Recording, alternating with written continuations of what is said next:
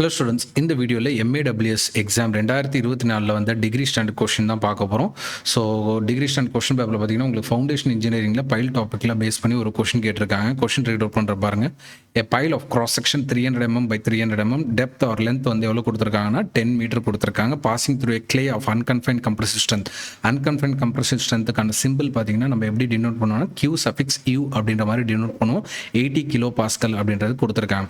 அதேஷன் factor value 1. So என்ன கேட்குறாங்கன்னா skin friction தான் கேட்குறாங்க. Skin friction afford by the clay என்ன அப்படின்றது கேட்குறாங்க. இது எப்படி சால்வ் பண்ணுறது அப்படின்றது காட்டுறேன் பாருங்கள் உங்களுக்கு. ஸோ இதில் பாருங்கள். ஸோ இதில் பார்த்தீங்கன்னா ஃபஸ்ட்டு ஃபார்முலா.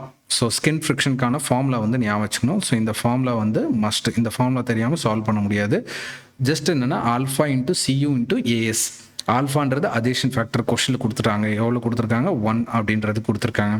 CU வேல்யூ வந்து கொஷனில் டைரெக்டாக கொடுக்காம இன்டைரக்டாக கொடுத்துருக்காங்க.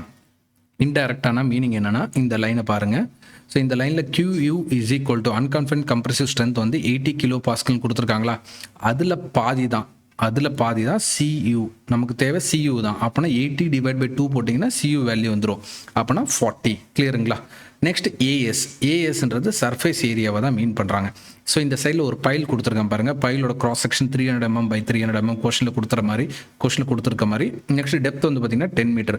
ஸோ இதை சுற்றி என்ன இருக்குது அப்படின்னு பார்த்தீங்கன்னா கிளே தான் இருக்குது. இதை சுற்றி என்ன இருக்குது? கிளே இருக்குது.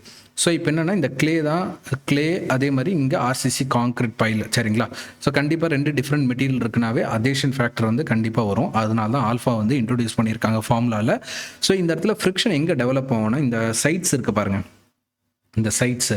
ஸோ நான் இங்கே ஷேட் பண்ணியிருக்கிறது வெறும் 2 சைட்ஸ் மட்டும் தான் ஷேட் பண்ணியிருக்கேன். சரிங்களா? ஸோ லெஃப்ட் ரைட்டும் மட்டும் ஷேட் பண்ணியிருக்கேன். இது இல்லாமல் பேக்கு ஃப்ரண்ட்டுன்னு வேறு இருக்குது.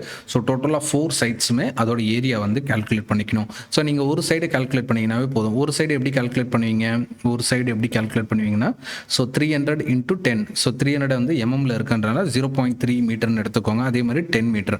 ஸோ மல்டிப்ளை பண்ணிங்கன்னா ஒரு சைடு வந்துடும். அந்த மாதிரி 4 சைடுமே எடுத்துக்கணும். சார் டாப்பு பாட்டம் எடுத்துக்கூடாது. டாப்பு பாட்டமாக கன்சிடர் பண்ணாதீங்க.